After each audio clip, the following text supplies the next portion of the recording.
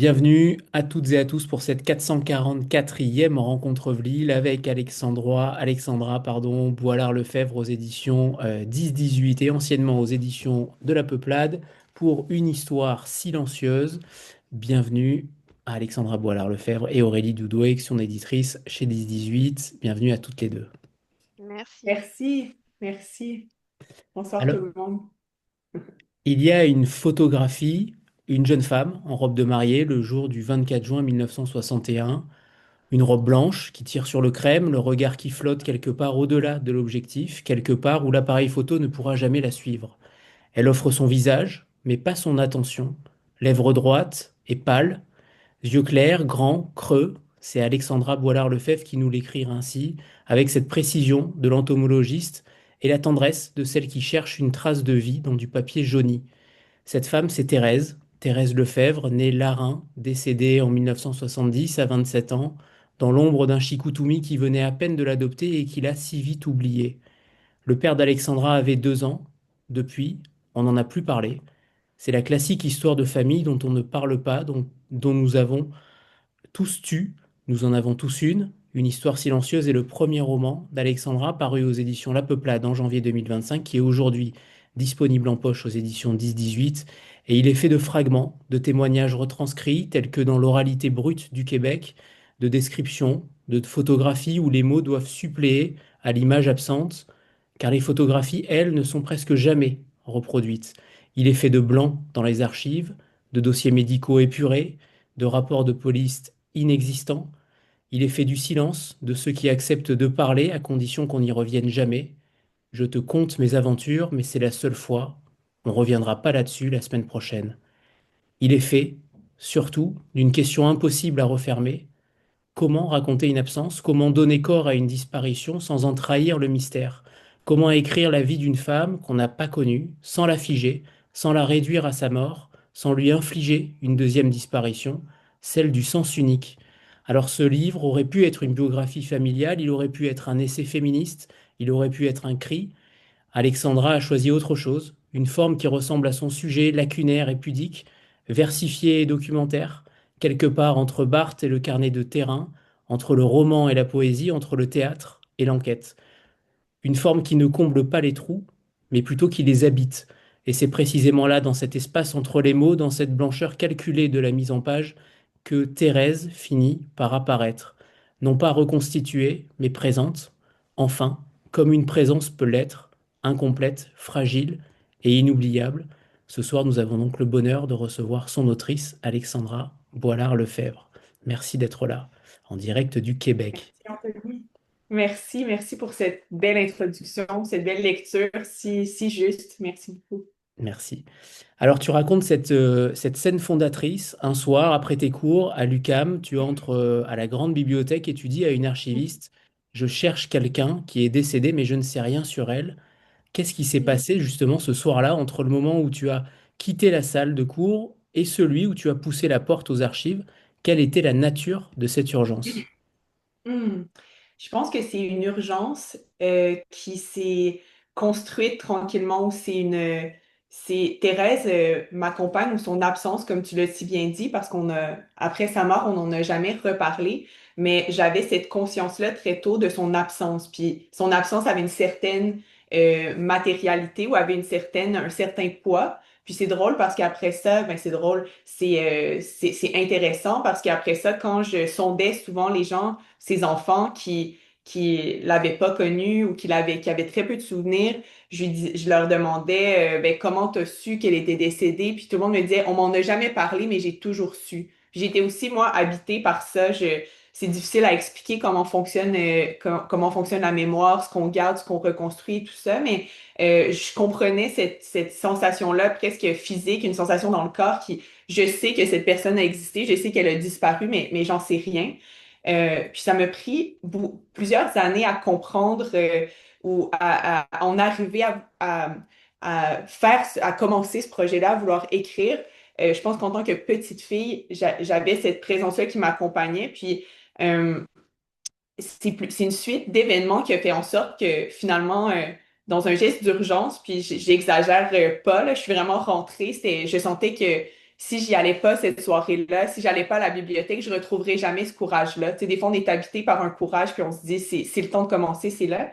Mais ça a été une suite vraiment d'événements qui m'ont mené à entrer dans la bibliothèque. Je savais déjà à ce moment-là que là, j'étais rendue à la maîtrise, je commençais ma maîtrise. J'étais dans ma scolarité, j'étais dans mes cours, je penchais sur la pratique d'autres que moi, d'autres écrivains, d'autres écrivaines. Puis, je sais pas, j'avais comme cette espèce de fantasme de trouver quelque chose vraiment facilement sur Thérèse. Je me disais, c'est comme si j'avais peur de... Je me disais, ça va me tomber dessus. Tu sais, je me le disais pas consciemment, mais c'était... J'avançais un peu dans ma maîtrise. Je savais que je voulais faire ce projet-là. Là, ça commençait à être clair et tout ça. Puis, il y a un moment où j'ai réalisé que, ben, en fait, il y avait rien. Il y avait plus rien qui restait. Puis, je sais pas, ça m'a comme traversé. Puis, je me suis dit, où, où, où pourrais-je trouver une trace de Thérèse? Ben, dans les archives. Puis je suis rentrée, dans mon souvenir, j'étais presque pas paniquée, mais en tout cas, j'étais habitée par un feu, par une urgence. Puis je suis allée voir une bibliothécaire, puis je lui ai dit, je cherche quelqu'un, c'était presque dramatique, je cherche quelqu'un qui est morte, je la connais pas, aidez-moi. Puis on s'est assis, j'ai passé une heure avec elle, puis ça a été vraiment mon premier geste. Puis à partir de là, j'ai jamais arrêté de fouiller. Mais ça m'a pris, il a fallu que je bâtisse ce courage-là. Puis je pense que après ça, je vais te laisser poser d'autres questions. Je vais pas juste partir sur ça, mais je pense que la maîtrise, c'est un peu de faire ma maîtrise, de me dire, je vais parler, je vais faire cette enquête-là, je vais faire cette recherche-là, mais je vais le faire dans le cadre de mes études.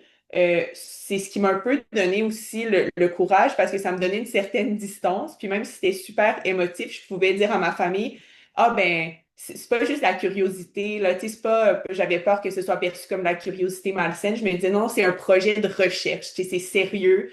J'ai été acceptée à l'université pour faire ça, puis je pense que ce cadre-là me donnait le courage, me donnait un peu d'espace, m'a permis d'avancer tranquillement vers ce sujet-là. Tranquillement, oui.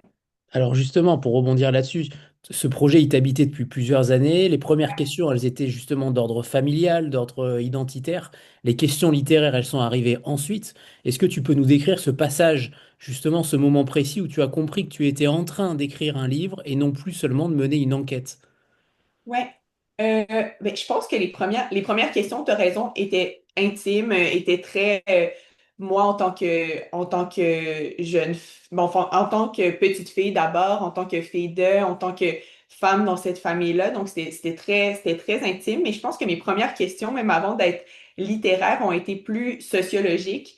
Je pense que ce qui m'a donné vraiment envie de mener cette enquête-là, oui, c'était de comprendre un peu cette femme-là, mais je savais que ma grand-mère, comment dire, je savais que je n'allais pas pouvoir faire une reconstitution. J'avais déjà un peu abandonné ce projet-là, mais ce qui m'a vraiment animée dès le départ, c'est une réalisation toute simple de me dire, ah ben, il y a beaucoup de Thérèse il y a beaucoup d'autres Thérèse que ma Thérèse. Cette vie de femme, cette trajectoire-là, ben, toutes les familles ont une Thérèse, puis je pensais aussi à mon autre grand-mère, je pensais à ma mère, mais chaque fois que je commençais un peu à parler de ce projet-là autour de moi, on me parlait d'une mère, d'une tante, d'une sœur, d'une grand-mère et tout ça.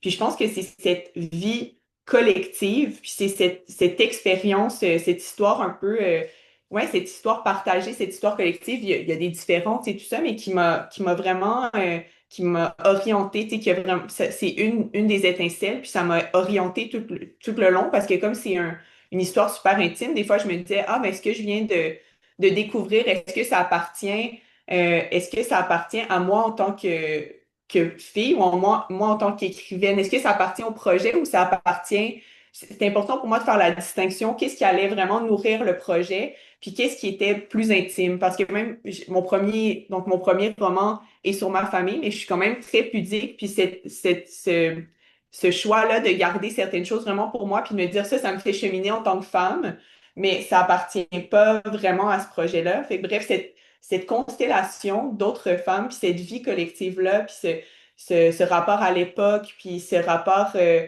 aux autres femmes, ça a vraiment orienté mon projet. beaucoup. Puis par rapport à l'aspect littéraire, en fait, c'est drôle parce que moi, d'abord, j'ai étudié en scénarisation. Donc, j'ai travaillé en cinéma. Ben, je travaille en cinéma, j'ai étudié en scénarisation. Puis mon premier court-métrage que j'ai fait était inspiré de l'histoire de ma grand-mère.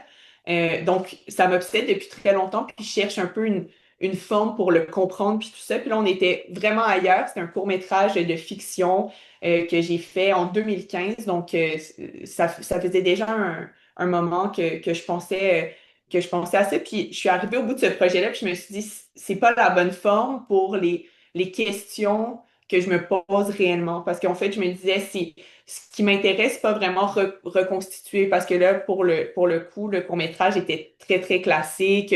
C'était les derniers jours dans la vie d'une femme à la maison et tout ça avec, bon, on la voyait, je lui avais prêté des intentions, je prêtais des intentions au mari qu'on voyait un peu, elle était avec ses enfants, c'était mais je me dis, en fait, ce qui m'intéresse, c'est vraiment la question de l'absence. C'est vraiment le poids de cette absence-là, le langage, comment on ne parle pas de cette histoire-là, mais quand on en parle, quels mots on utiliserait, comment la mémoire fonctionne, qu'est-ce qu'on garde, qu'est-ce qui est transformé, le rapport avec la fiction, avec c'était vraiment plus, j'ai envie de dire, subtil ou en tout cas plus nuancé que juste reproduire une vie puis me dire, OK, je lui ai redonné sa voix. Tu sais, c'était pas mon intention d'être comme je vais montrer sa vie, je vais braquer la lumière. Puis c'était un peu ça que j'avais fait bon, dans mon court-métrage, mais fait que je sais pas exactement à quel moment c'est arrivé, mais je pense une fois que j'ai sondé l'espace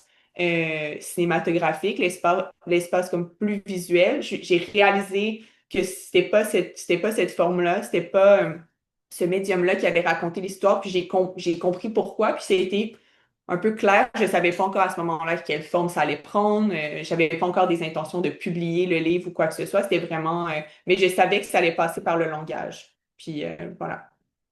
Et puis, il y a la maison d'enfance de ton père qui est centrale dans le récit. C'est là, Mm. écris-tu, que tu commences peut-être à écrire. Quelque chose dans cet espace physique a peut-être déclenché ce livre-là. Qu'est-ce que tu as vu ou ressenti dans cette maison que les photos, on va reparler des photos tout à l'heure évidemment, l'absence des photos aussi, et les témoignages, donc je reformule, pardon, j'ai digressé. Qu'est-ce que tu as vu ou ressenti dans cette maison que les photos et les témoignages n'ont pas pu te donner? C'est une bonne question. C'est vrai que cette maison d'enfance, je l'appelais tout le temps la Maison Blanche. C'était le souvenir que j'avais de cette maison-là, était très importante dans l'écriture. Elle a une petite place dans le livre, mais c'est vrai que c'est un lieu où je suis beaucoup même retournée, où j'ai beaucoup tourné autour de ça. Euh, je pense que, ben, en général, je pense aussi que c'est lié au cinéma, mais je suis très sensible au lieu, à comment un corps se promène dans un espace. Il y a quelque chose qui me touche beaucoup aussi dans l'espace ordinaire, l'espace quotidien, l'espace de l'intime.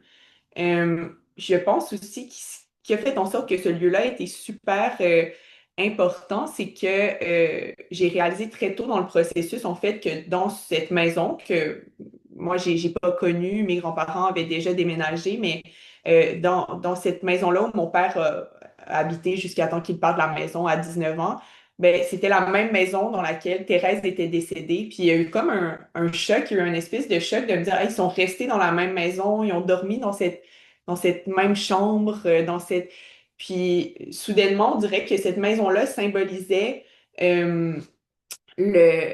la distance qui est pas si grande, en fait, entre le passé et le présent. Puis le fait qu'on voit souvent comme l'histoire comme sur une ligne, puis il y a avant ce qui est passé, puis il y a le après ce qui viendra. Puis je me dis, en fait, non, c'est comme tout est dans le présent. Le passé, là, on sort pas, on le quitte jamais, il nous quitte jamais, il nous habite, puis on dirait que ce lieu le symbolisait bien. Des fois, c'est un peu, ouais, ça peut être un peu flou à expliquer. J'espère que je l'explique bien, mais il y avait vraiment ça qui m'attachait beaucoup à ce lieu-là. Puis j'avais eu pour la petite histoire, il y avait un scientifique quantique qui était venu dans un cours, dans un séminaire de littérature. On parlait des mondes possibles en littérature. Puis lui était venu nous expliquer la question de la quatrième dimension. J'espère que je me trompe pas. Oui, la quatrième dimension.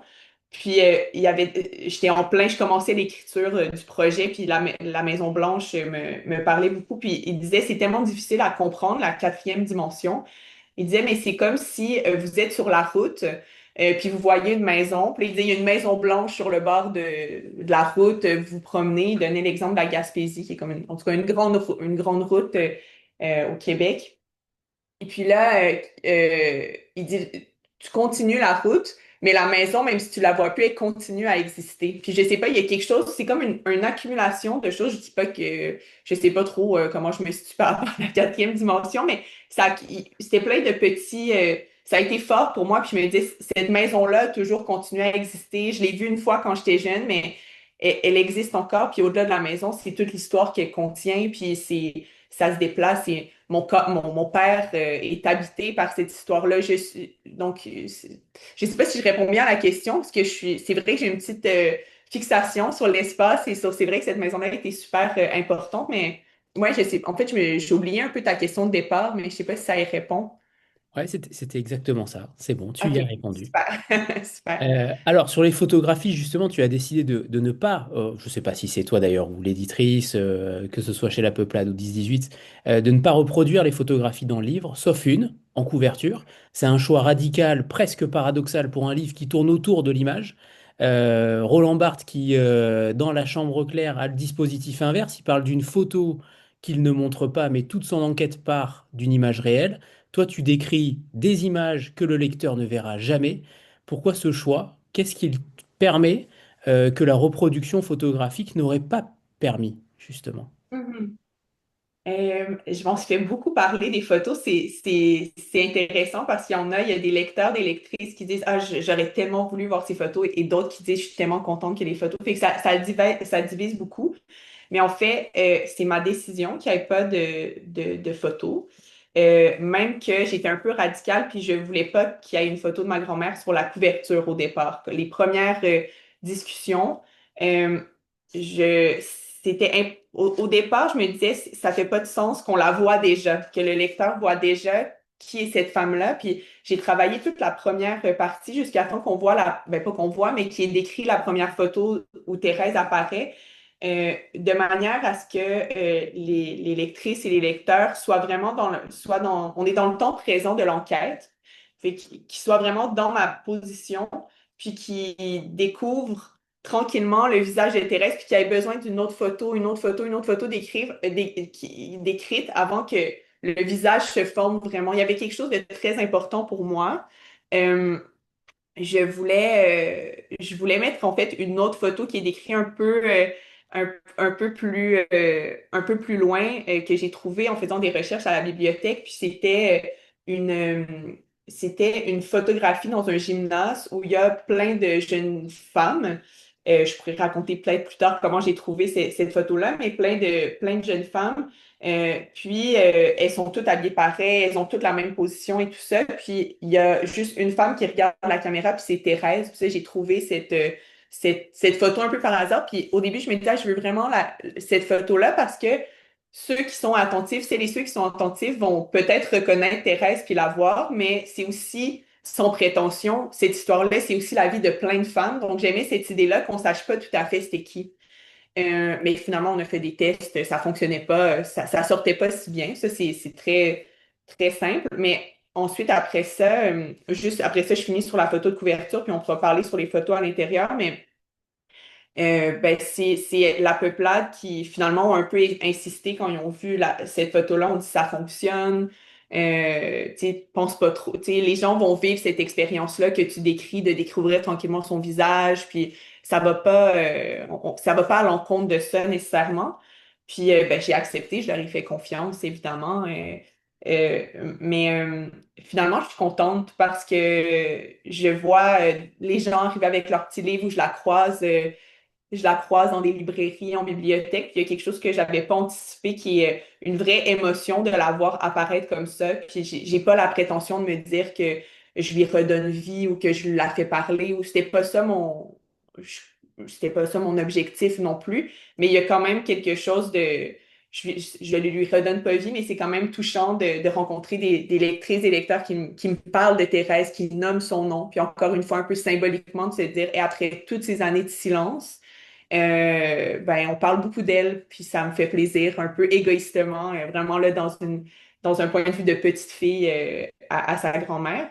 Puis pour, euh, pour les photos à l'intérieur, c'est drôle parce que je j'ai jamais pensé même les mettre. Pour moi, les photos, c'était vraiment... En fait, ça a été assez long d'écrire ce livre-là parce que c'était long. Je négociais beaucoup avec moi-même la place que j'allais prendre dans cette histoire-là. Je me sentais des fois pas légitime. Tu sais, est-ce que c'est à vraiment moi de raconter cette histoire-là? Bon, je pense des questions qu'on peut se poser quand on écrit sur des histoires de famille, puis en plus, c'était mon premier livre, donc l'espèce de doute qui part pas après le premier livre, mais est-ce que c'est vraiment intéressant ce que j'ai à dire? Fait qu'il y avait toutes ces questions-là, mais je me disais aussi quelle place je vais prendre dans ce livre-là. Puis au départ, je voulais partir de la parole rapportée, puis transformer ça en fiction, comme choisir. Je pensais qu'il allait avoir une trame vraiment plus fictionnelle. Puis très rapidement, ça m'a apparu avoir pas du tout sa place. C'était un matériel tellement précieux. C'était tout ce qui restait de la parole. Puis soudainement, je me disais, c'est pas à moi de choisir qu'est-ce qui est vrai, qu'est-ce qui est pas vrai. Puis j'avais l'impression que je me serais placée un peu au-dessus des gens qui me confiaient leur histoire, puis dire, bon, ben, je choisis que c'est ça, en fait. Puis je pensais qu'on perdait un peu la complexité, la complexité de ce que c'est être un être humain, là. Tu sais, je me disais, si je choisis juste une version, ça la simplifie, tandis que là, avec ces versions-là contradictoires, bref, je trouvais que ça fonctionnait. Donc, je reviens aux photos. Les photos, c'était pour moi vraiment euh, un espace où un peu à la suite de Barthes, là, je me questionnais sur qu'est-ce qui me touchait dans cette photo-là, qu'est-ce qui traversait l'image, pourquoi ça me touchait, puis je me laissais. C'est comme, donc pour moi, c'est les places où j'apparais le plus. Je me permettais un peu de dire, ben, je pense qu'elle pense à ça, je pense que c'est ça, avec quand même une éthique, là, de me dire, j'essaie d'être très descriptive, de pas trop appuyer sur certaines choses, mais c'était vraiment mon espace pour me laisser aller à mes réflexions. Je trouvais on avait plus de... J'avais l'impression, c'était pas ma théorie, mais mon hypothèse comme auteur, je pense que comme lecteur, comme lectrice, on avait aussi plus de place euh, si on voyait pas les images, mais qu'on se les faisait décrire, plus de place pour, je sais pas, il y avait comme quelque chose d'un peu plus plein, bizarrement, même si on les voit pas les photos, puis il manque plein de détails sûrement, puis il manque plein de choses que d'autres personnes auraient pu remarquer, être touchées. Je me dis, il y a quelque chose d'un peu plus profond. On part de... C'est difficile un peu à expliquer, mais j'avais l'impression que c'était une expérience plus intéressante, comme pour les lecteurs, lectrices. En tout cas, c'était plus intéressant pour moi de les décrire que de les mettre. Puis comme c'est aussi l'histoire d'une disparition, euh, je trouvais que c'était plus intéressant de mettre un peu la négative de la photographie que de mettre. J'avais un peu l'impression qu'on avait accès au négatif, mais qu'on n'avait pas accès à la photo pleine. Euh, je sais pas, encore une fois, si ça répond bien à la question, mais c'est un peu ça les réflexions qui m'ont traversée, en tout cas, pour les Et photographies. c'est extrêmement intéressant ce que tu viens de dire, notamment sur la manière dont tu as façonné le texte, puisque là, tu as quasiment pris la contre-allée de ce qui se passe aujourd'hui en littérature, où il y a quand même beaucoup d'autofiction. Là, on a l'impression que tu prends beaucoup de hauteur par rapport à cette autofiction, que tu caches finalement le romanesque derrière ces différents montages, puisqu'il y a des descriptions de photos, il y a des fragments d'entretien avec une oralité québécoise dont on va parler juste après. Est-ce que justement, tu peux... euh, tu viens de parler des formes que tu avais essayées et abandonnées. Et est-ce que c'est une protection en fait? Est-ce que c'est une barrière protectrice, le fait de se cacher finalement derrière cette oralité québécoise, derrière ces entretiens, derrière ce montage narratif qui fait que finalement tu ne trahis personne et en même temps tu te mets un petit peu à côté de ce qui se fait Mm, aujourd'hui en littérature, à côté de cette autofiction qui prend de plus en plus de place. mm. C'est une excellente question. C'est peut-être que c'est une manière de me cacher un peu, mais en tout cas, c'est surtout pour moi, ça a été comme une évidence. Quand j'ai commencé à faire mes entrevues, je me disais, tout est là. C'était devenu vraiment clair pour moi que le projet avait pas besoin de moi. Ben, il avait besoin de moi pour prendre forme, puis j'ai travaillé, puis tout ça, mais même que je suis allée contre une espèce de d'ego, de me dire, je dis pas que les gens qui font ça sont dans l'ego, mais pour moi, tu sais, j'ai eu un doute à un moment donné où je me suis dit, est-ce que les gens vont penser que je sais pas écrire, tu sais, que je vais juste rapporter la parole, puis c'était plus important pour moi ces questions-là. Tu sais, je me suis dit, le projet, à mon sens, euh, avait pas besoin, c'est de ça que le projet avait besoin. J'ai commencé mes entrevues. euh, j'ai rencontré 21 personnes en tout. Puis chaque fois qu'on parlait de quelqu'un, j'allais. Donc j'ai commencé avec mon cercle très rapproché, mon père, mon oncle, mes grands-parents et tout ça. Puis j'ai élargi. Fait que ma famille proche et lointaine, puis aussi des connaissances, des voisines, des gens que j'avais pas connus. Euh, puis ben, ce qui m'a vraiment frappé en récoltant cette parole-là, je trouvais ça, j'étais vraiment touchée par comment c'était formulé, quels mots on choisissait, des fois quels mots se répétaient, comment chez les enfants, des fois presque mot pour mot, on racontait cette histoire-là de la même manière. Ça dit un peu que il raconte une histoire qui leur a été racontée, mais il y avait quelque chose dans le langage qui était très fort pour moi. Des fois, les erreurs aussi, les mots qui étaient choisis, où on faisait les pauses, les silences, les doutes, tout était vraiment là. Puis j'ai essayé, je me suis dit, ah, peut-être que autour de cette parole rapportée-là, je pourrais dire, bon, ben, elle doute, elle fait ça, mais j'avais l'impression que le langage, dans les mots, on pouvait déjà, on pouvait le ressentir, puis que chaque fois que je tentais de m'incruster un peu, parce que j'ai essayé, j'ai essayé de me faire un peu une place, je me disais, ah non, c'est superflu, j'ai envie de le couper. Quand je le lis, je me dis, c'est pas nécessaire. Puis après ça, quand les quelques personnes qui l'ont lu avant que ce soit publié, elles avaient aussi l'impression qu'elles entendaient les doutes, tu sais, qu'il n'y avait pas besoin de rajouter ça. Fait que ça m'a confirmé ça. Puis c'est pour ça que les paroles rapportées sont un peu travaillées comme des poèmes, parce que j'essayais justement de faire entendre vraiment les silences, le rythme, ouais, la poésie ouais, la poésie qui sont dégagées, mais vraiment les erreurs, les doutes, la pensée qui surgit. Essayer un peu, des fois, je posais une question, la personne me répond, euh, mais divague sur autre chose, puis ça devient ça qui est plus intéressant. Fait que de voir un peu ces déplacements dans la pensée, puis tout ça. Mais oui, c'est vrai que sans sinon, pas nécessairement pour me cacher, mais c'était très important. Je parlais au départ quand je me demandais est-ce que ça m'appartient ou ça appartient au projet. C'est sûr que ça a été très émotif, ça a été difficile par moments d'entendre ces témoignages-là. J'avais beaucoup d'empathie, mais des fois, j'étais fâchée de ce que j'entendais ou j'étais déçue ou tu sais, je vivais des choses vraiment comme femme dans cette famille-là. Euh, mais c'est important pour moi que dans le livre, on se dise pas, ah, c'est la faute de telle personne ou, tu sais, fait que c'était pas nécessairement de me cacher, mais c'était vraiment d'accueillir un peu tout le monde, puis de voir chaque témoignage comme une version possible de l'histoire.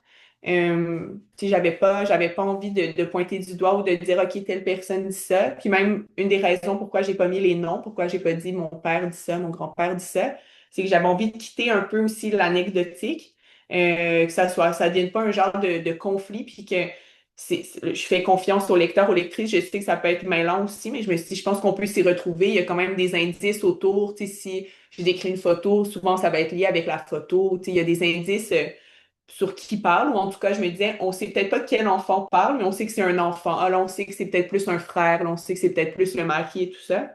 Fait que j'avais envie de sortir de l'anecdotique, de sortir de la confrontation, puis ouais. Fait que j'ai répondu, je me suis laissée aller là, sur ce que tu me dis, mais c'est un peu ce qui m'a traversé, c'est ce qui m'a traversé dans l'écriture. Tu fais bien puisque tu as anticipé sur la question d'après. Sur ces fragments-là qui sont retranscrits en effet dans l'oralité, dans les phrases inachevées, les répétitions, les silences qui sont notés comme détirés. Mais ce qui est aussi très important, c'est de parler du vide. Il y a beaucoup de vide aussi à travers ces poèmes. Il y a de l'espace pour le lecteur, il y a de l'espace pour leurs paroles aussi, comme si on devait, entre guillemets, digérer ce qu'ils ont pu dire. J'aimerais que tu nous parles de cette mise en page aussi. Alors, je ne sais pas si c'est la même avec la peuplade et 10-18, Ici, Aurélie on a Deville. conservé la Voilà, même mise en page. voilà, Oui. très bien. Tu voulais intervenir d'ailleurs, Aurélie? Oui, non, je voulais dire justement ce qui était très intéressant, justement dans tous les blancs, dans les fragments, en fait, c'est le travail qui est laissé presque au lecteur de s'approprier cette histoire-là, qui est à la fois très personnelle, mais également universelle. Donc ça permet justement ça au niveau de la forme. Moi, c'est ça que j'ai beaucoup apprécié justement. Chacun se fait un petit peu une idée en fait par lui-même, justement tout ce qui va par tout ce qui va manquer en fait, toutes les informations qu'on n'a pas et qu'on va deviner avec nos propres expériences aussi, etc. C'est ça qui est très original dans cet ouvrage aussi. Merci, Aurélie. Mais Et c'est donc, vrai que c'est important pour moi de conserver de pas, comment dire, de pas braquer, de respecter la disparition, de pas me dire je braque la lumière, j'efface toutes les ombres. C'est important, puis tu sais, les fragments, ou c'est aussi comment la mémoire un peu, la mémoire fonctionne par fragment, par image, une mémoire aussi un peu traumatisée, là, qui est récoltée un peu suite à cette tragédie-là. Fait que pour moi, ça faisait du sens, que ce soit fragmenté, mais ça faisait du sens de laisser beaucoup de blanc, beaucoup d'espace, de pas combler des trous, mais vraiment de les entourer, tu sais, de dire ici tout autour, je vous dis qu'est-ce qui se passe, mais ça ici, je le sais pas. Peut-être que vous allez comprendre quelque chose que j'ai pas compris. Peut-être qu'il y a quelque chose qu'on saura jamais. Fait que c'était vraiment de sertir de sertir les blancs. Puis c'est ça. Puis en faisant mes recherches, j'ai beaucoup lu sur le suicide. J'en ai pas, il y a très peu de traces dans tout ça. Puis il y avait un article super intéressant sur la mise en scène ou les mises en scène. Puis les chercheurs soulignaient que souvent, mais désolé je sais pas si c'est trop sec, là, ça peut brasser des choses pour qu'on parle de suicide et tout ça, mais tout ça pour dire que quand quelqu'un choisit de décéder choisit, en tout cas, par suicide dans un espace intime, dans une chambre, la porte fermée, on a tendance à se dire, oh mon Dieu, le suicide, mais c'est un éclat, il y a quelque chose d'un peu, mais en fait, c'est une soustraction au monde, caché, c'est comme il y a une volonté vraiment de disparaître. Il y avait quelque chose qui m'avait beaucoup touchée, là, je l'exprime peut-être moins clairement, évidemment, que dans l'article. Il y avait toute cette réflexion autour de ce choix-là. Puis ça m'avait beaucoup marqué, ça m'a beaucoup habité. Puis je me disais, c'est vrai qu'il y a une soustraction, c'est vrai que même si on parle des fois de Thérèse comme une femme qui parle beaucoup et tout ça, il y a quand même quelque chose elle se referme, elle s'enferme, elle se fait un peu oublier dans cette chambre, dans cette intimité, la porte fermée, tout ça. Puis c'est important pour moi de respecter ça. Presque encore plus que d'essayer de lui donner une voix, c'était en fait plus que lui donner une voix, c'était vraiment de respecter même peu importe comment on se sent, même si on aurait préféré que ça arrive pas, là. C'est pas que je dis que c'est correct, mais j'ai essayé de respecter cette disparition, ça. Puis aussi, au-delà de ça, ben, tous les manques de l'histoire, c'est de pas les remplir, mais de leur faire une place. alors, je montre la mise en page que j'ai montrée à l'instant, mais voilà. Alors, c'est pas sur tout le livre, hein, évidemment, mais lorsqu'il y a les témoignages, on a cette sensation que c'est de la poésie québécoise, qu'on aime particulièrement ici. Euh, Ce qui est intéressant aussi, c'est que ces témoignages, c'est souvent les plus courts, les plus elliptiques, qui sont les plus bouleversants. On Mhm. entend souvent dire, j'ai pas de souvenir, j'ai aucune idée. Est-ce qu'il y a une forme aussi d'éthique de l'ellipse dans ton travail, une conviction Mm. que moins on dit, pardon, plus on dit vrai? Ah, c'est une bonne question. Ben, en tout cas, ce que je sais, c'était très instinctif comme travail. Souvent, je me suis dit, ah, j'ai l'impression d'être moins à un certain point, moins une écrivaine qu'une monteuse de cinéma. J'avais l'impression d'avoir tous mes petits fragments, d'avoir tous mes petits extraits, puis de juste les mettre côte à côte, puis d'écouter le rythme, de voir qu'est-ce qui faisait du sens et tout ça. Fait que, bref, il y avait quelque chose de très, très instinctif, puis il y avait quelque chose d'instinctif dans qu'est-ce que je choisis de mettre de l'avant dans la parole qui m'est confiée. Euh, Puis c'est vrai que moi aussi, les petits fragments très courts ou l'ellipse, ça m'attirait beaucoup. Ça m'attirait beaucoup de manière dans la pensée. Je trouvais je trouvais en fait qu'il y avait beaucoup de choses qui étaient dites dans le tout petit.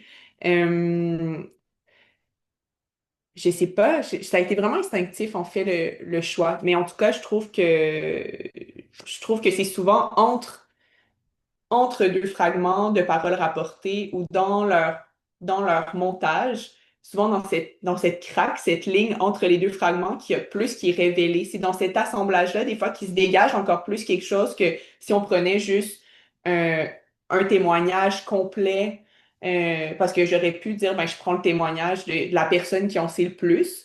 Puis ça va être ça qui va rythmer le livre, tu sais. Mais finalement, en fait, ça m'a évidemment, j'avais un fantasme, comme je vous disais, de découvrir, d'avoir plein d'informations sur Thérèse au début et tout ça, mais tout ça pour dire qu'en fait, ce qui m'intéressait dans l'écriture ou ce qui m'apparaissait le plus juste, c'était la superposition des témoignages, leur assemblage, puis qu'est-ce qui était pas dit entre les deux, les différences et tout ça, c'est vraiment ce qui est un peu la soustraction ou la somme de ça, tu sais. Et puis j'aime beaucoup regarder les épigraphes. Ton livre s'ouvre sur une phrase de Chantal Akerman qui dit: Arrête de ressasser, disait mon père, et ne recommence pas avec ces vieilles histoires. Et ma mère, tout simplement, se taisait. Il n'y a rien à ressasser, disait mon père, il n'y a rien à dire, disait ma mère, et c'est sur ce rien que je travaille. Je trouve que cette phrase, elle est évidemment parfaite pour ce texte-là. Euh, Ackerman qui a consacré quand même une grande partie de son œuvre au quotidien féminin, à l'invisible, au temps qui s'écoule sans événement. Pourquoi elle? En quoi cette cinéaste est-elle aussi la bonne gardienne de seuil pour un livre sur Thérèse? Mhm. Ben, Chantal Akerman, c'est une inspiration pour moi. Ça a toujours été une inspiration. J'admire son travail, j'admire ce qu'elle a écrit, j'admire ses films.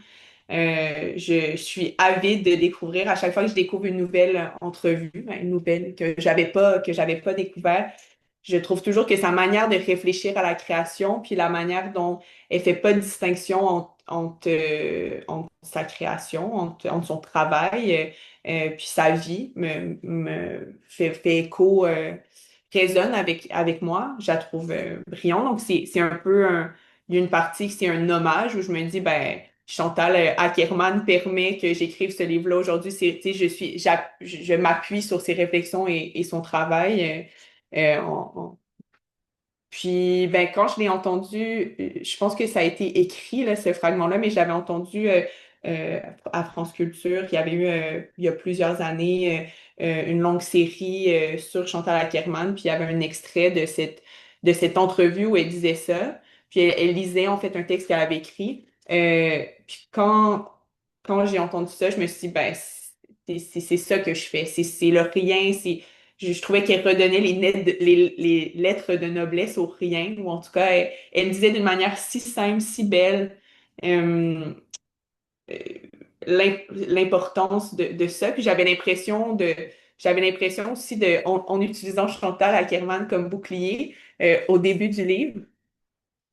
Ma famille me demandait beaucoup ça, tu sais, pourquoi tu fais ça, pourquoi ça t'intéresse. Il n'y avait pas trop de résistance quand je leur disais que je voulais faire ça, mais il y avait quand même c'était pas tout le monde qui comprenait pourquoi. Puis là, j'avais l'impression que elle expliquait vraiment mieux que moi, tu sais, que si on se demande, si on prenait le livre ou si quelqu'un de ma famille prenait le livre et dit, ben voyons donc pourquoi elle fait ça, puis on ouvre la première page, ben il y a Chantal Akerman qui me défend aussi, qui défend ça. Fait que il y avait tout plein de raisons. Je la trouve fabuleuse. Je trouve que j'aime j'aime la place j'aime son rythme, j'aime tout. J'aime tout d'elle. Puis bref, ça décrivait à la fois mon travail. Puis voilà, c'est ça.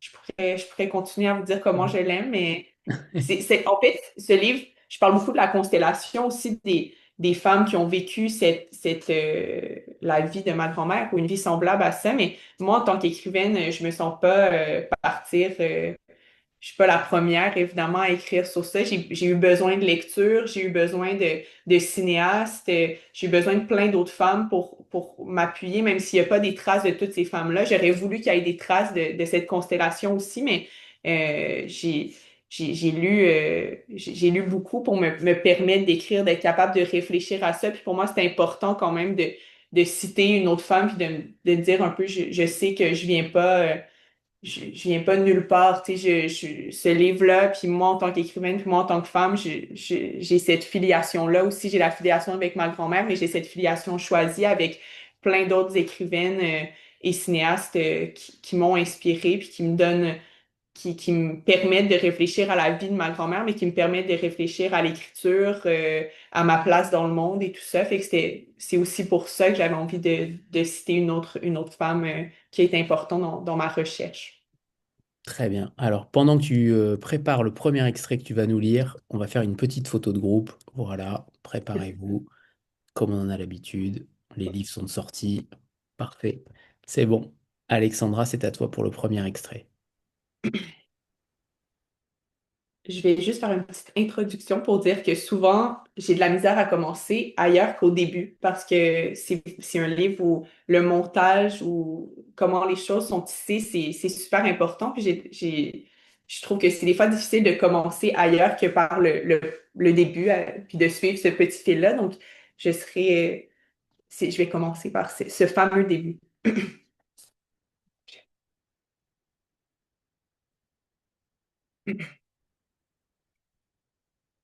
Mon père tient entre son index et son pouce une cigarette fine et longue, une light à la menthe qu'il fume comme un joint.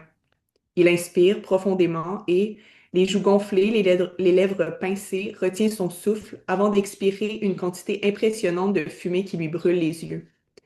Dans ce geste lui vient une idée. Il tire de sa poche arrière son épais portefeuille, le même depuis des années, et l'ouvre devant lui comme pour éplucher les factures. Ses mains ralentissent la fouille. Mon père tremble et les tâches qui demandent de la précision exacerbent son tremblement. Une anomalie bénigne de son système nerveux. Quand mon père met finalement la main sur ce qu'il cherche, sa paume claque de satisfaction sur la table et me tire de mes pensées. Le fond de l'air est froid, la fumée de sa cigarette se noie dans la vapeur de son souffle, la rosée du soir forme une mince pellicule d'eau sur la table en verre de la cour arrière où nous sommes installés. Lentement, mais sans hésitation, mon père avance vers moi, une main ouverte.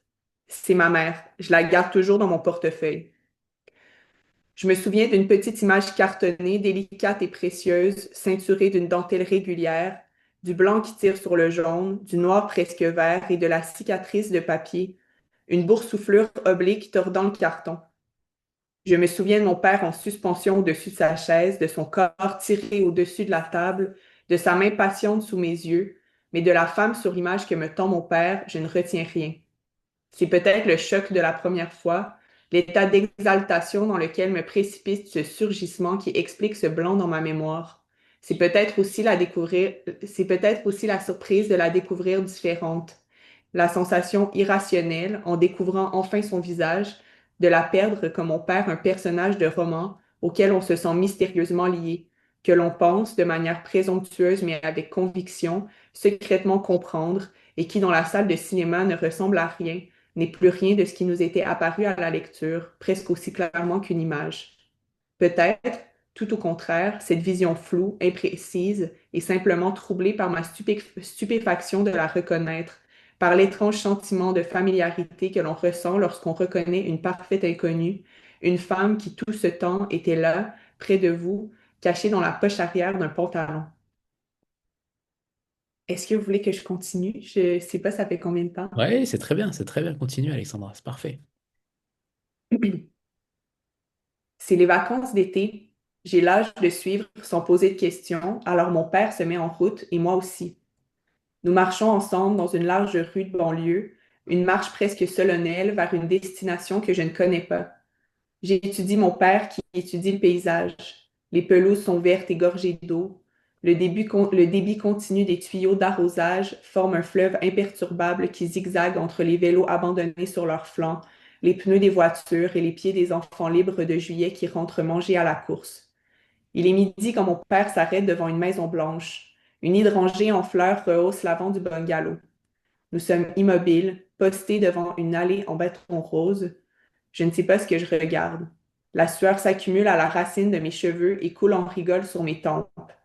Le sel me brûle les yeux. Est-ce que je peux vous aider? Une femme, sa main comme contre son front faisant office de visière, se tient dans l'entrebâillement de la porte avant. Mon père me pointe du doigt, il veut faire visiter sa fille. C'est ici que j'ai grandi. Je me tourne vers lui, attendant la suite de l'histoire qui ne vient pas. La femme nous fait entrer. Je traverse la maison et sors tremper mes pieds dans l'eau turquoise de la piscine creusée. Le tumulte de la cour arrière contraste avec l'intérieur sombre et calme de la maison. Les baigneurs, qui doivent être les petits-enfants de la propriétaire, continuent de jouer. Nous ne parlons pas. Par la porte patio, je peux voir mon père échanger avec une femme qui habite la maison. Il est assis dans la cuisine et secoue doucement la tête, un mouvement presque imperceptible.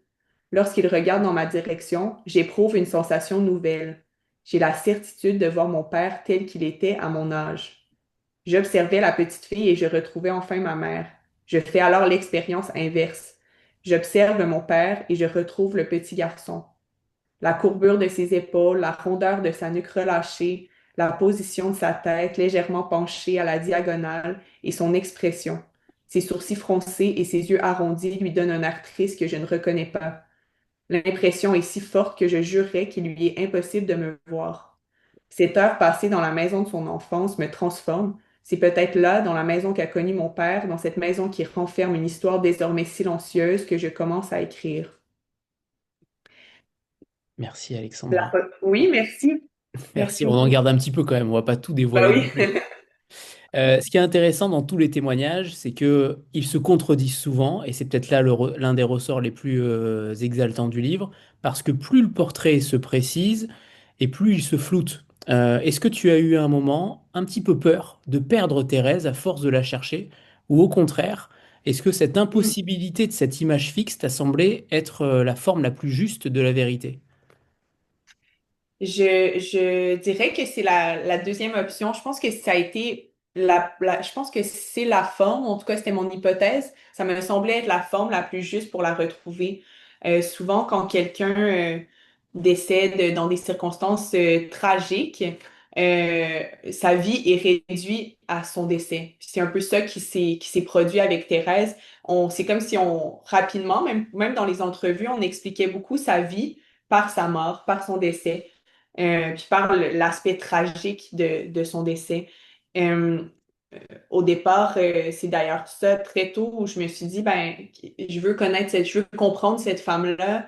Je veux comprendre cette femme-là, qui elle était-elle au-delà de sa mort, qui elle était avant de mourir. C'est pour ça d'ailleurs que très tôt, quand même, dans le processus, je parle de son décès.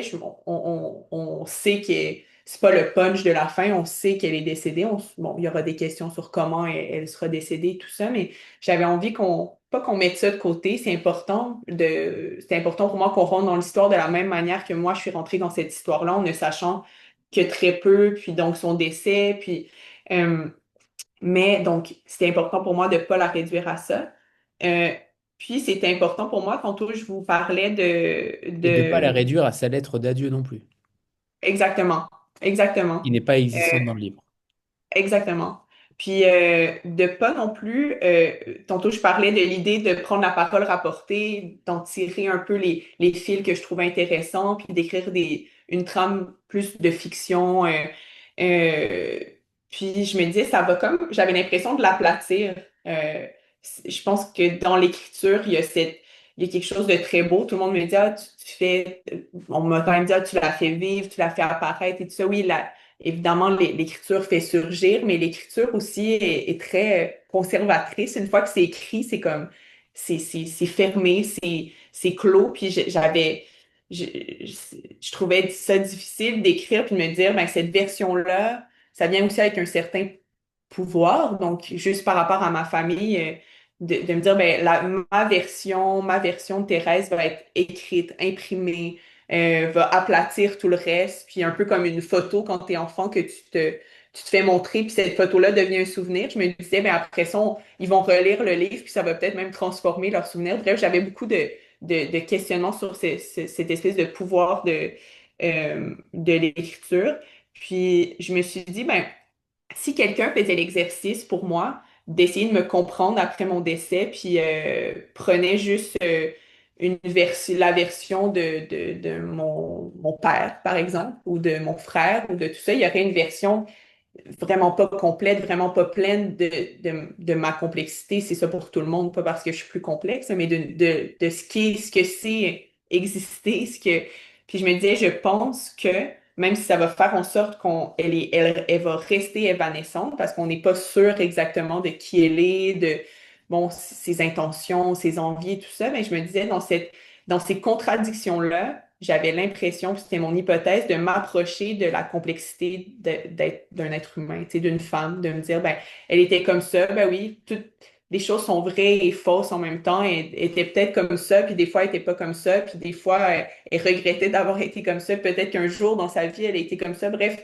je me disais qu'il y avait quelque chose d'une espèce de portrait un peu impressionniste, donc pas tout à fait clair, un peu flou, un peu, mais qui s'approchait peut-être d'une vérité, d'une certaine vérité de ce qu'elle était.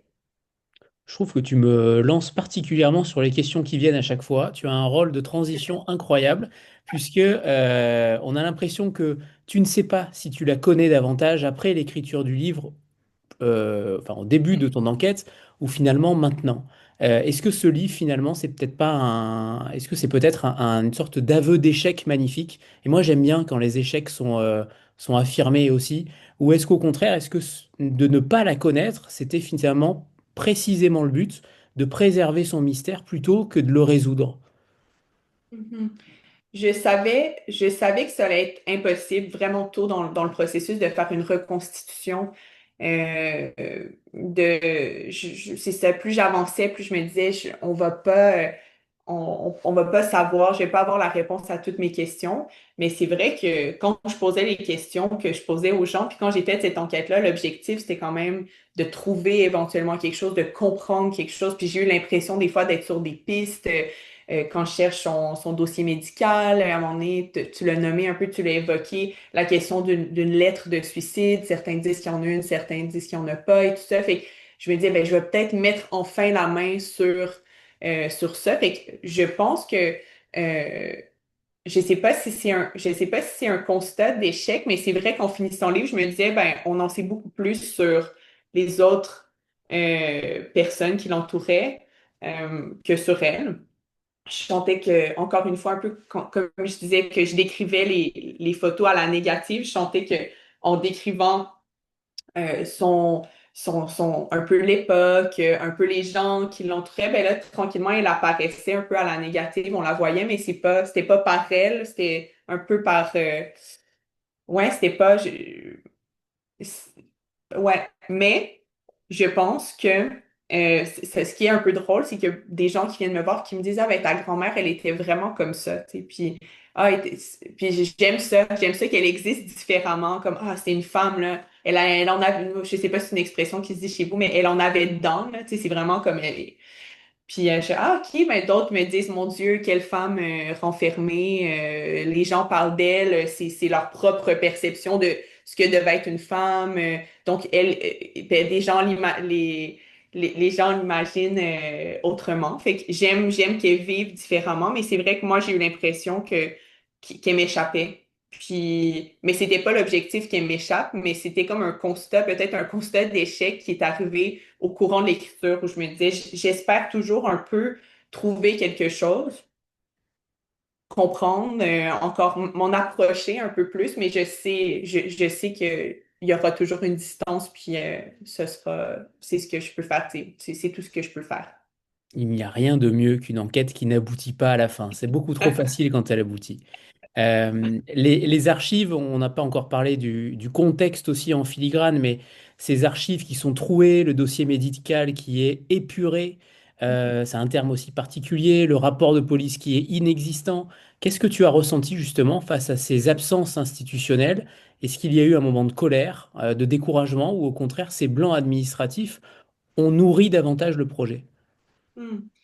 J'avoue que ma première réaction à tout ça, ça a été quand même d'être assez déçue puis d'être un peu choquée, de me dire, OK, la disparition, tu sais, on parle beaucoup de plus personne dans ma famille en a parlé, on l'a oublié, mais il y a un silence, il y a comme un oubli institutionnel aussi qui m'a quand même, Et notamment, qui m'a surprise. je rajoute Alexandra, notamment sur l'anecdote, anecdote entre guillemets, mais les 100 ans des archives, rien ne peut être ouvert avant 100 ans. Ça, c'est quand même Mhm. assez ahurissant. Tout à fait, puis on sait même pas si dans 100, tu sais, 100 ans après sa mort, s'il y aura vraiment quelque chose. On pouvait pas me dire oui, il y a quelque chose, mais tu peux pas y accéder, mais c'est s'il y a quelque chose, ce sera 100 ans après sa mort. Euh, mais ce qui m'a le plus frappé, c'était vraiment. Puis, tu sais, ceci étant dit, je dois juste dire qu'il y a un contexte pour ça. Là, tu sais, j'ai été choquée, mais je comprends qu'il y a une question de loi. Les rapports des coronaires étaient faits différents. Sa mort est comme tombée dans des années où les processus ont changé. C'était avant qu'il y ait des rapports de coronaires plus complets. Donc, je comprends, je l'ai pas pris personnellement, mais je trouvais ça quand même choquant. Puis ce qui m'a le plus choqué, c'est vraiment mes discussions avec le personnel, les archivistes de l'hôpital, du centre hospitalier où elle est décédée. C'est que ils disaient, ah ben nous, on considérait pas que ça avait une certaine valeur. C'est un peu ça qu'ils disent. On garde les dossiers qui ont une valeur. Puis on tire ensuite un numéro juste pour garder un. Puis là, on garde par hasard un dossier par année. Puis ben, Thérèse, elle n'a pas tiré le bon numéro, là. Elle n'avait pas ce numéro-là. Puis ben, je trouvais ça quand même intéressant de dire, ben, ça a été quand même, notamment par le livre de Betty Friedan aux États-Unis, mais ça a été quand même prouvé que c'était pas des anecdotes, ces femmes qui décèdent, qui sont psychiatrisées, les suicides, il y a quelque chose à réfléchir comme société à cette surmédicamentation, cette méconnaissance ou cette ignorance de la réalité des femmes. Il y a quand même, historiquement, il y a quelque chose à comprendre aussi.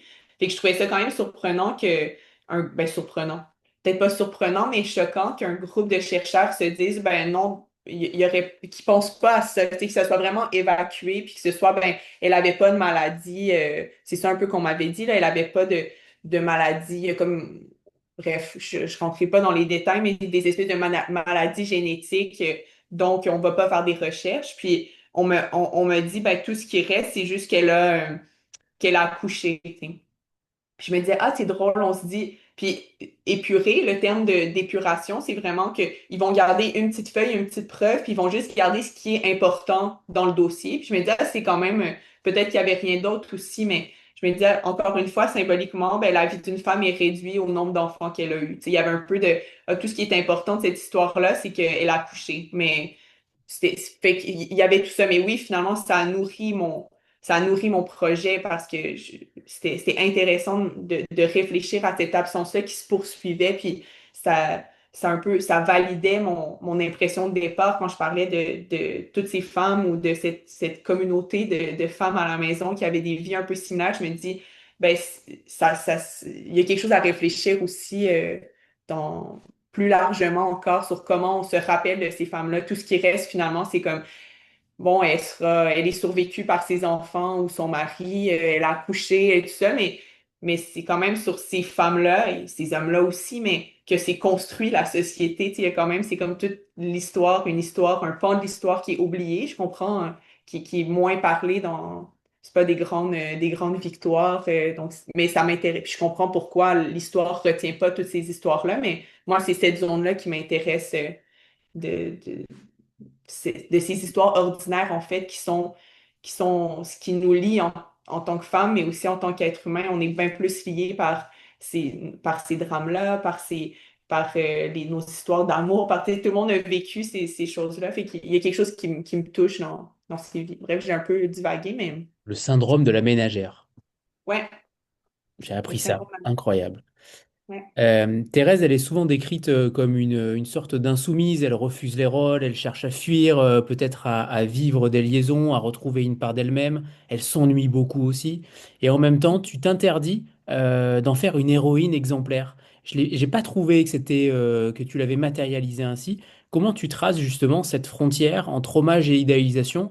Parce que clairement, ça aurait pu être une héroïne magistrale, peut-être parfois un petit peu galvaudée, mais au final, elle aurait pu être ainsi. Pourquoi tu as fait ce non-choix, là aussi, encore une fois, ce choix très fort de ne pas pervertir l'image de cette grand-mère? Hmm. Euh, c'est vrai que c'est important pour moi. Je pense que ce qui m'a aidé à garder ce rapport-là à elle, un peu moins mettre sur un piédestal, c'est en fait quand j'ai commencé à faire vraiment, une fois que je suis allée à la bibliothèque dans l'urgence au départ en disant je cherche des informations sur une femme. Bon, une fois que ça a été fait, j'ai commencé à faire mes recherches. Puis là, j'ai découvert sa date de naissance et tout ça. Puis quand j'ai commencé j'allais avoir 27 ans, puis j'ai appris qu'elle était décédée à 27 ans. Puis c'est comme si cette proximité ou cette a fait que je la voyais moins comme une grand-mère, que je la voyais comme une égale, comme une jeune femme. Il y a comme quelque chose qui nous a rapprochés, ou en tout cas qui m'a rapproché d'elle. Puis je pense que le fait d'avoir l'espèce de il y avait comme ma vie servait un peu de mesure, tu sais, je me disais, ah, mon Dieu, elle avait cet âge-là, moi j'étais où? Je pense que ça a comme fait en sorte que elle se rapproche de moi, je sais pas comment bien le dire, mais que ce soit très groundé en bon français, là, que ce soit c'est ouais, de la ramener un peu, puis de ne pas en faire une espèce de grande figure un peu lointaine, un peu une grand-mère comme ça, mais il y avait beaucoup d'empathie, puis encore une fois, en tant que petite fille, peut-être que je ne laisse pas transparaître en tant qu'écrivaine, mais il y a eu plein de moments où je me suis dit, je suis quand même contente de descendre de cette femme-là. Tu sais, il y avait quelque chose où je la trouve, j'ai de l'admiration, j'ai plein d'émotions très positives envers elle et tout ça, mais j'avais envie de l'apprendre. J'avais envie de l'apprendre pour ce qu'elle était comme femme, dans ses failles, dans ses forces, dans tout ça. Je pense aussi que la question du suicide, de tout ça, tu sais, ça, euh, je lui reproche pas, là, tu sais, je suis pas dans cette école de pensée, tout ça, mais je trouve ça très dur, je trouve ça triste. Puis j'ai vu l'impact que ça a fait, que ça a eu sur notre famille, sur mon père, tu sais. Avant de vouloir me rapprocher de ma grand-mère, dans un sens, c'est de mon père, tu sais. C'est pour ça que le livre commence avec mon père, c'est que sans rentrer dans les détails, tu sais, c'est une relation qui est chargée, qui est difficile, puis de comprendre d'où il vient, qu'il était enfant. Puis une des étincelles, c'est que je me rappelle quand j'ai commencé à en parler avec mon père me dit, Hey, peux-tu croire que j'ai pas une seule photo de ma mère et moi? Tu sais, j'ai pas une photo de ma mère qui me prend dans ses bras. Puis il me disait, j'en ai cherché, j'en ai jamais trouvé. Puis ça m'a bouleversée d'entendre ça. Ça m'a bouleversée, là. Là, pour le coup, j'étais vraiment une enfant. Il y avait quelque chose de très, très émotif où je me disais, je veux trouver cette photo-là pour mon père. Je sais pas, il y avait quelque chose de très sensible. Bref, tout ça pour dire que je pense que je suis je pense que mon lien avec mon père, d'avoir survécu ma grand-mère, puis de voir un peu le séisme que son décès a créé, mais aussi l'absence je pense que c'est pas juste son décès qui a créé ce séisme-là, c'est aussi de ne pas en parler, de le cacher, de vraiment, bon, il y a plein de raisons entourant ça, mais je pense que ça a fait quand même que j'étais je l'ai jamais mis sur un piédestal. Puis encore plus quand je me suis rendu compte que, je sais pas, c'est une jeune fille comme moi. Fait que tout ça a fait en sorte. Mais c'est vrai que c'est important pour moi de ne pas en faire une grande héroïne. Tu sais, de vraiment, à la manière que j'essaie de pas commenter sur la parole rapportée, j'essaie de pas commenter sur les choses dans le livre, j'essaie de pas commenter sur qui elle était, cette femme-là, puis de juste mettre les choses ensemble, les assembler, puis aux lecteurs, aux lectrices de voir comment ils se positionnent par rapport à ça, mais de pas leur dire c'était même que à quelques reprises, les gens me disaient beaucoup, elle était très belle, elle était très belle. Je me dis, mon Dieu, je sais même pas, je devrais arrêter de mettre ces choses-là. Tu sais, je l'ai mis un peu parce que je trouvais ça intéressant d'être, je trouvais pas ça si flatteur que ça. Là. Je me disais, ben, c'est quand même drôle que c'est toujours ça qui revient à quoi elle ressemblait, elle était donc bien belle, elle était donc bien belle. Tu sais, quand je demande qui était cette femme-là, je trouvais ça intéressant, fait que j'ai décidé de le garder. Mais bref, tout ça pour dire que j'ai essayé de pas commenter puis de faire des choix qui allaient laisser de la place aux lecteurs puis aux lectrices. Et là aussi, je rebondis sur autre chose, puisqu'on a l'impression que tu es peut-être l'autrice des contre-allées, puisqu'il n'y a pas de coupable dans le texte non plus. On a l'impression que chaque individu autour de Thérèse est un petit peu pris dans son rôle, y compris les hommes. C'est un choix éthique et narratif extrêmement fort, qui résiste à la tentation du réquisitoire. Comment tu as tenu justement cette posture tout au long de l'écriture? Est-ce qu'il y a des moments où la colère te tentait et des moments où justement tu voulais en mettre un petit peu plus dans l'émotion, dans la description. Comment tu as résisté justement à cela? Euh, c'est une bonne question. Ça a été super important pour moi, ça, à plusieurs étapes. À chaque fois que j'avais une nouvelle lectrice, un nouvel lecteur, je me disais, je lui demandais, est-ce qu'il y a quelqu'un que t'aimes pas ou est-ce qu'il y a quelqu'un que tu as envie de pointer du doigt? Puis c'était important pour moi de sentir que c'était pas une vengeance ou que c'était pas, que je pointais pas quelqu'un du doigt. Ce n'est pas une Quelque chose chasse aux qui m'a aidé. sorciers. Voilà. Non, non. Puis dès le départ, j'étais conscient euh, que tout le monde avait, qu'en fait, qu'il y avait, je me suis jamais dit vraiment qu'il y avait un coupable. Je me suis toujours dit que c'était quelque chose de social, tu sais, j'étais empathique aussi des autres femmes, des autres hommes, qui étaient prises, comme tu disais, et pris dans leur rôle, j'ai été très triste d'entendre souvent des gens me dire, ben, on n'en a jamais parlé. Tu sais, des fois, j'avais une frustration de me dire, mais voyons donc, tu sais, t'en as jamais parlé, mais aussi, je me disais, wow, vivre avec ce choc-là de perdre quelqu'un, de jamais en parler à personne. Puis il me disait, ben oui, dans ce temps-là, on parlait pas de ces choses-là. Tu sais, je trouvais ça vraiment triste. Mais en tant qu'écrivaine, ce qui m'a beaucoup aidé, c'est que au départ, je voulais tellement pas tomber dans cette colère-là que je m'empêchais beaucoup d'écrire. Je voulais juste écrire ce que j'étais sûre que j'allais vouloir garder. Évidemment, je savais que j'allais pas tout garder. Puis c'est ma directrice de maîtrise qui me dit, qui m'a comme autorisée, elle m'a dit, il y a personne d'autre que toi puis moi qui vont lire. Tu sais, dis-toi que tu auras toujours le choix de supprimer ça. Tu sais, c'est comme si on dirait que même quand j'écrivais, je pensais à toute ma famille. On dirait que je me sentais pas seule à ma table de travail, puis j'avais l'impression de toujours être un peu d'être redevable, puis je me disais, oh mon Dieu, s'il est ça, tu sais, j'avais comme un rapport un peu spécial.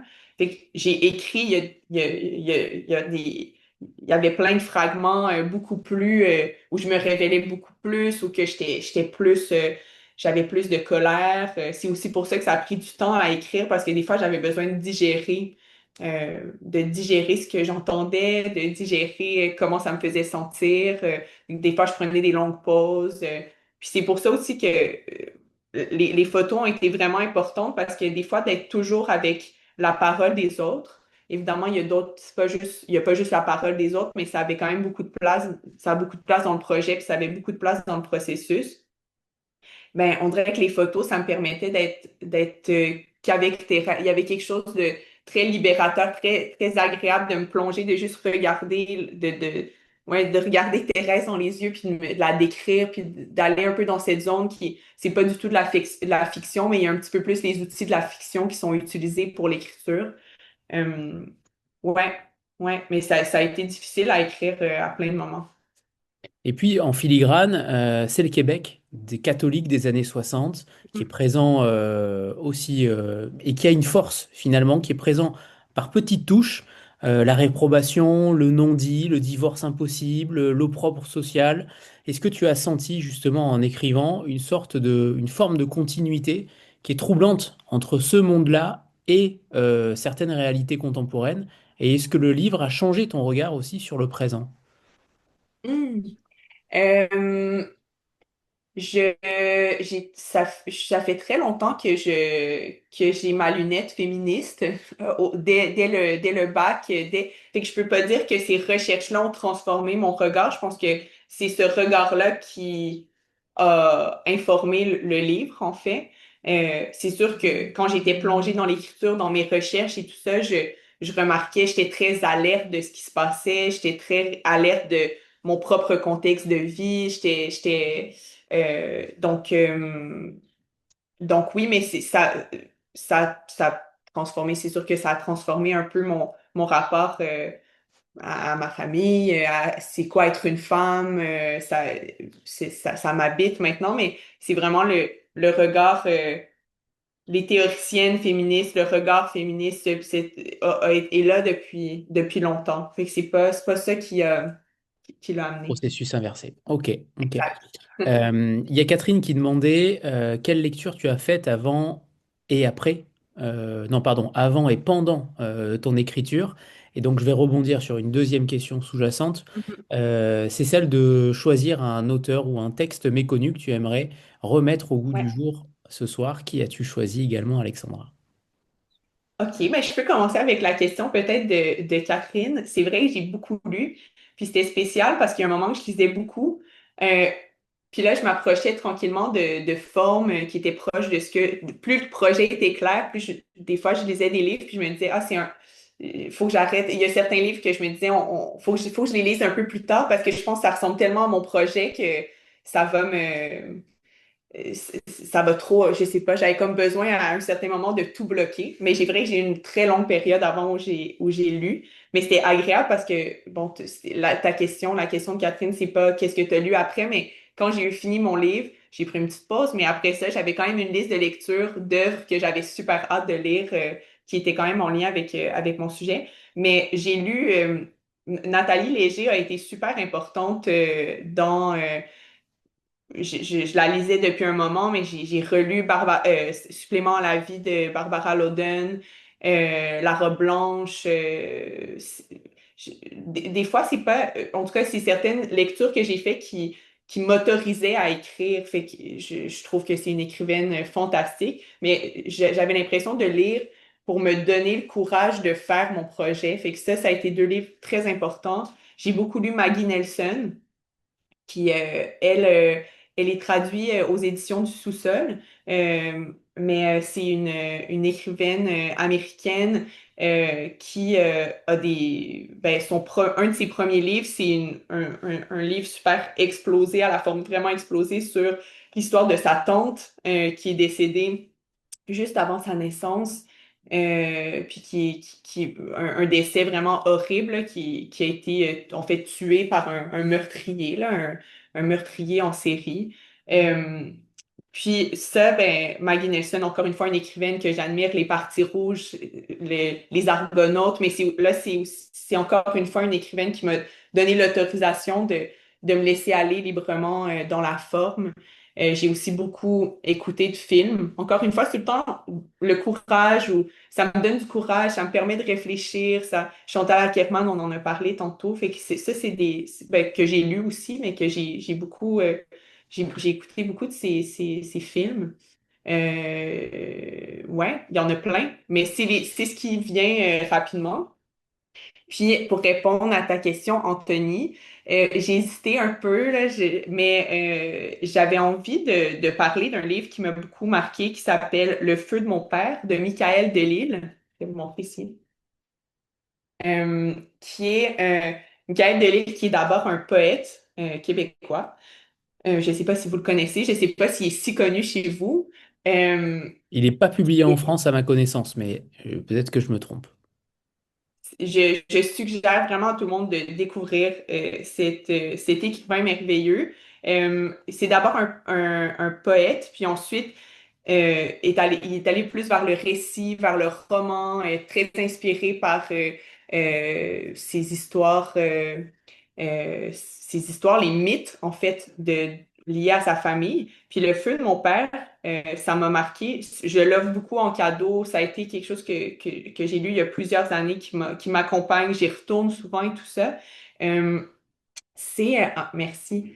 Euh, le livre commence justement sur ce mythe fondateur qui peut-être expliquerait toute sa vie, qui dans le fond, sa mère est rentrée très tard un soir, il était bébé, puis son père s'est fâché, puis a sorti son arme et a pointé sa mère, puis sa mère a mis l'enfant, Michael, entre les deux pour se protéger de l'arme de son père, puis il parle de ce mythe, puis il dit très bien, il écrit merveilleusement bien, euh, puis très pudique aussi, très simple, il laisse beaucoup de place aux lecteurs, aux lectrices, puis il dit, ben, est-ce que c'est vraiment ça qui s'est passé? Puis il fait place un peu à toutes les versions, puis il part de ce mythe fondateur-là, puis il se questionne beaucoup sur la relation à son père et tout ça, puis il essaie de comprendre les choix qu'il a fait dans la vie et tout ça.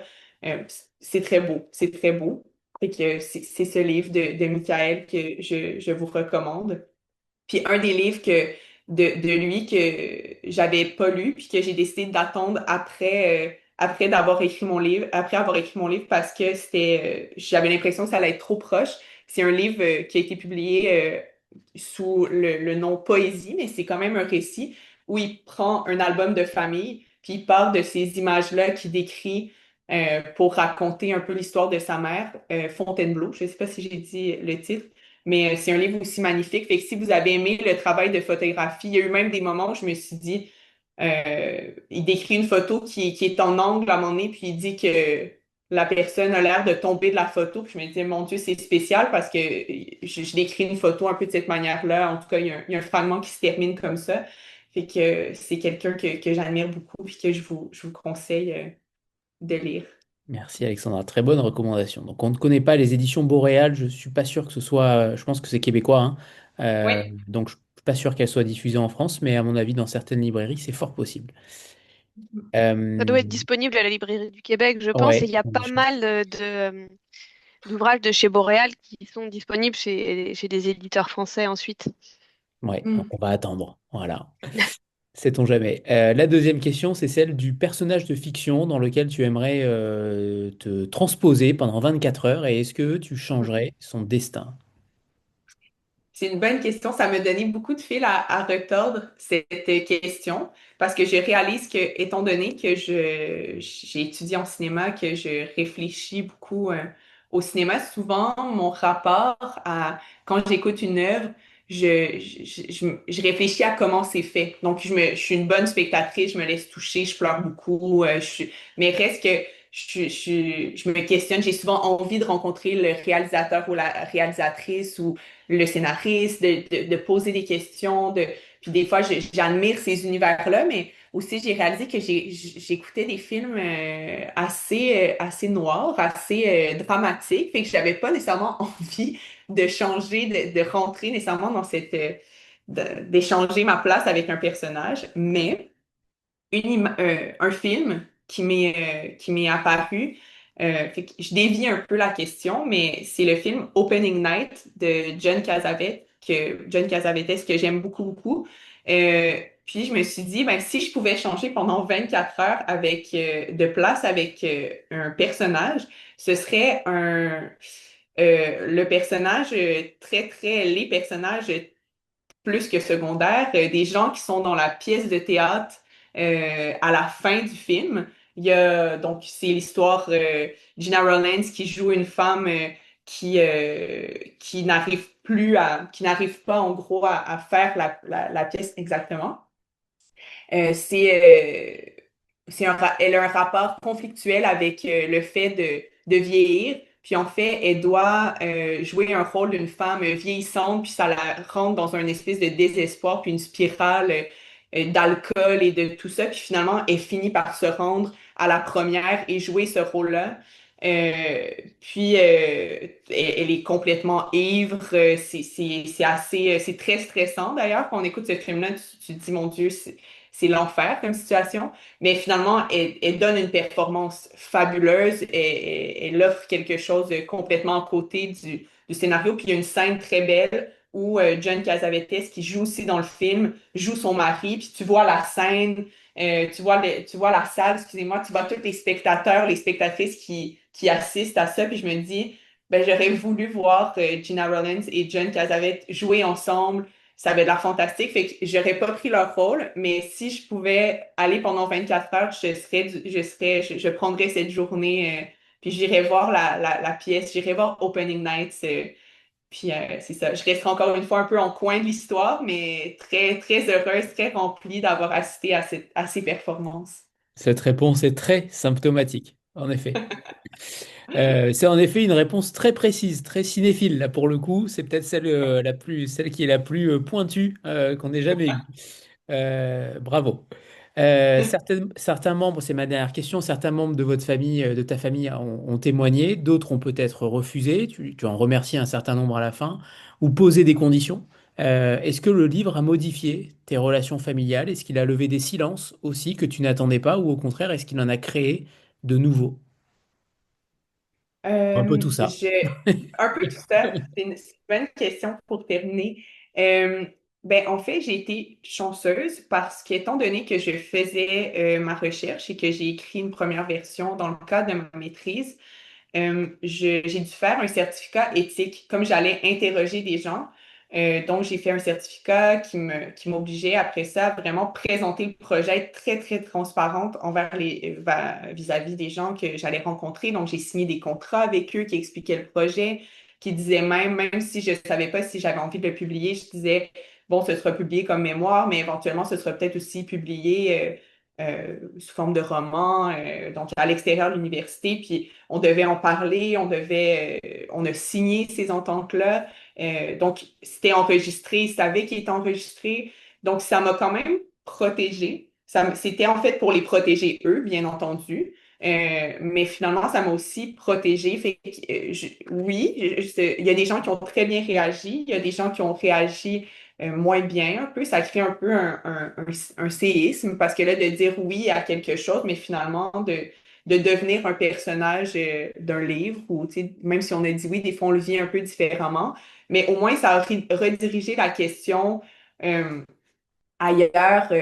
Les questions n'étaient pas oh mon Dieu, mais tu m'as t'as fait ça contre mon consentement, j'ai jamais dit oui. Donc au moins il y avait quelque chose d'un peu qui apaisait quelque chose dans nos discussions.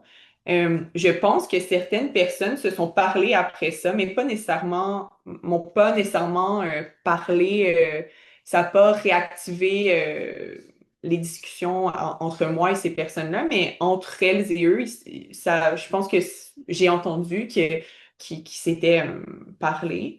C'est une famille, tu sais, encore une fois, sans entrer dans les détails pour suite au décès de Thérèse, mais aussi, c'est une famille assez dysfonctionnelle. Fait qu'il y avait, les gens se parlaient pas beaucoup déjà. Fait que, puis c'est peut-être des fois, je me dis, ah, là aussi, c'est peut-être un peu pourquoi je leur ai fait une place. Il y avait peut-être un fantasme de réunir toute ma famille, de les faire parler ensemble dans un livre, qu'il y ait un semblant de dialogue qui s'ouvre, ce qu'on n'a pas, ce qu'on n'a pas nécessairement dans notre famille déjà. Fait que c'est une histoire, c'est une, comment dire, une histoire dont on n'a jamais parlé. C'est comme si la roche, le caillou dans la botte était là depuis tout le temps, mais le fait d'en parler, le fait de publier, puis au Québec, il y a eu un certain, en tout cas, il y a eu quelques retombées publiques, des entrevues, des comme ça. Fait que là, le fait d'en entendre parler, d'ouvrir la radio,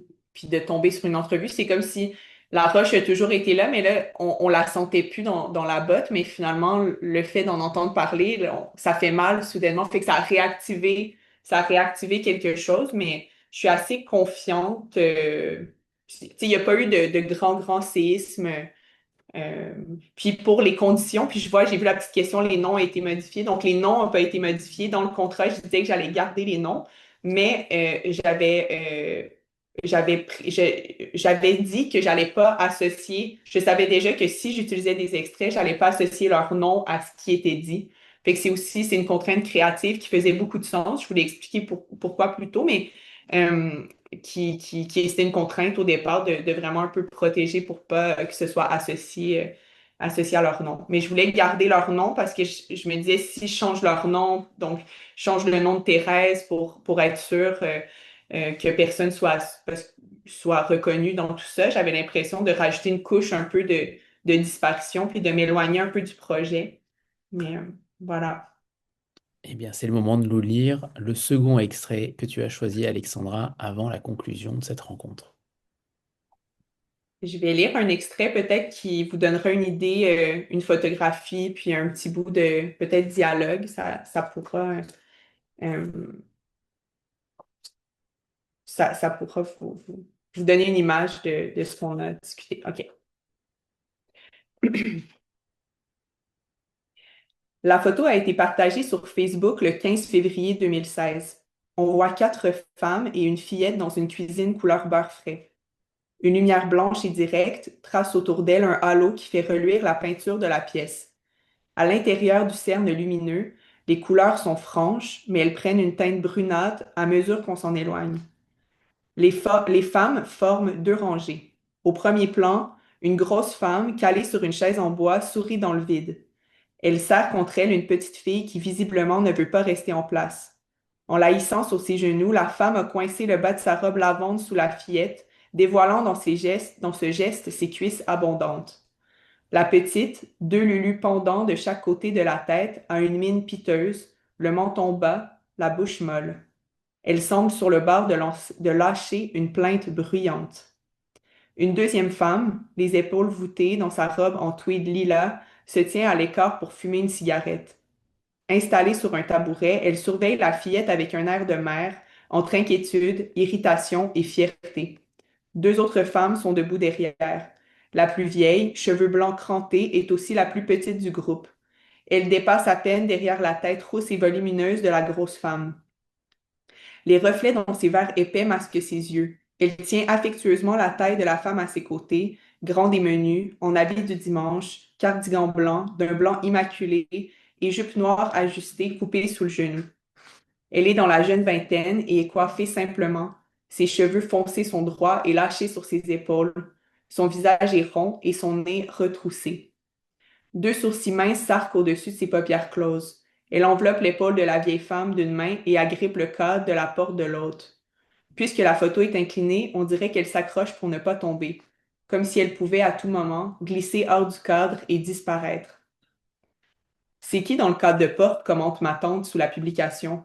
Elle serait prête à mettre la main au feu que c'est sa mère. Elle doit le savoir. Au fond, elle le sait, mais elle aimerait peut-être qu'on le lui confirme. Elle aimerait regarder la photo et dire sans aucun doute, c'est ma mère. Dire, sans aucun doute, c'est ma mère. Sa mère est dans le cadre de porte, mais elle voudrait sans doute qu'on écrive son nom. C'est Thérèse, Thérèse Larin, c'est ta mère dans le cadre de porte. Elle aurait peut-être voulu écrire, mais qu'est-ce que ma mère fait dans le cadre de porte? Elle aurait voulu demander, qui sont toutes ces femmes qui l'entourent? De quoi parlent-elles ensemble? Et pourquoi ma mère a-t-elle les yeux fermés et la bouche ouverte? Est-ce qu'elle dit quelque chose? Est-ce qu'elle dit quelque chose d'important? Est-ce qu'elle dit quelque chose de drôle? Est-ce qu'elle dit seulement cheese? Pourquoi ma mère est là, debout dans ce cadre de porte, dans cette maison avec ces femmes? Ma tante voudrait peut-être poser ces questions et d'autres encore auxquelles je ne pense pas. C'est qui dans le cadre de porte contient tout. Toutes les questions cachées derrière, les questions qu'on n'ose pas poser, les questions sans réponse. C'est qui dans le cadre de porte demande ma tante. Et vraiment, cette question est la plus importante, la seule à laquelle je voudrais répondre. C'est presque terminé. J'ai un souvenir. Tu vas me dire si c'est dans ma tête, si c'est moi qui l'ai inventé de toute pièce ou si c'est vraiment un souvenir. Je me vois bébé, jeune, à côté d'elle, puis elle est décédée. J'ai 1 an, puis je la vois couchée par terre sur le sol dans la cuisine. Puis papa m'a dit, tu peux pas te souvenir de ça. J'ai dit, est-ce que c'est déjà arrivé? Tu peux pas te souvenir de ça. J'ai dit, c'est pas ça ma question. Est-ce que c'est arrivé? La réponse, c'est oui. Fait que est-ce que je me souviens vraiment? Je sais pas, mais dans ma tête, je la vois. Je suis assise à côté d'elle, sur le plancher à côté d'elle, puis elle est couchée par terre. Puis je peux pas t'expliquer. Je sais pas d'où ça vient. Il t'a pas donné plus d'informations? Non. Il m'a juste dit que ça se pouvait pas, que je me souvienne de ça. J'ai dit, fais juste me dire si c'est moi qui... Puis il m'a dit oui. Puis ça peut pas être lui parce qu'il m'en a jamais parlé. Ça a toujours été tabou. Il y a jamais personne qui on a perdu de vue sa famille, puis j'ai pas d'autres souvenirs, j'ai pas de souvenirs d'elle, aucun. Je vais être plate pour ta recherche. Merci Alexandra. Alors il y aura toujours une photographie, une jeune femme qui offre son visage mais pas son attention, qui retient son souffle, qui protège un secret ou ravale un cri. Et il y aura toujours quelqu'un, une génération plus tard, pour sortir cette image d'un portefeuille, pour la regarder si longtemps que les yeux commencent à inventer ce qu'ils ne voient pas, une voix, un mouvement, une présence. Et c'est peut-être là la définition secrète de la littérature, regarder si longtemps une absence qu'elle finit par prendre forme. Ni complète, ni définitive, une forme qui tremble, une forme qui a les contours de ce qu'on ne peut pas dire. Alexandra Boilard-Lefebvre a tenu la promesse la plus difficile qu'un écrivain puisse se faire, ne pas combler les trous, ne pas inventer la femme qu'elle n'a pas connue, et ne pas substituer à l'absence une présence futile. Elle a fait quelque chose de plus rare et de plus courageux, habiter les lacunes. Elle a fait de chaque blanc de mise en page un espace de respiration pour Thérèse, pour nous et pour toutes ces femmes qui n'avaient pas d'autre issue que le silence ou la disparition. Et ce faisant, paradoxalement, elle l'a rendue indestructible. Non pas vivante, Thérèse est décédée en 1970 à 27 ans dans une banlieue qui avait appris à ne plus l'entendre, mais présente. Présente comme seuls les fantômes savent l'être, de partout et de nulle part, dans les mots des autres, dans les plis des photographies, dans le blanc entre deux témoignages qui se contredisent et qui, ensemble, dessinent quelque chose de véritable. Ce livre nous rappelle que les existences silencieuses, celles qu'on n'a pas eu la chance de connaître, celles qu'on a laissées s'éteindre, faute d'avoir su écouter, ne demandent pas à être restituées. Elles demandent à être touchées avec soin, avec pudeur, avec cette qualité rare d'attention qui est peut-être, au fond, la seule forme d'amour que la littérature puisse offrir aux morts. Thérèse Lefèvre, née Larain, a vécu silencieusement, elle est morte silencieusement, et un demi-siècle plus tard, c'est dans ce silence même, mise en page, mise en voix, mise en mots, qu'une petite fille a trouvé de quoi faire un livre lumineux, déchirant et nécessaire. Un livre qui nous regarde, un livre qui nous demande, à nous aussi, de ne plus fermer les yeux. Merci Alexandra et merci Aurélie de l'avoir mis enfin en poche aussi pour ce texte magnifique qui était aux éditions de la Peuplade en 2025. Merci à toutes les deux.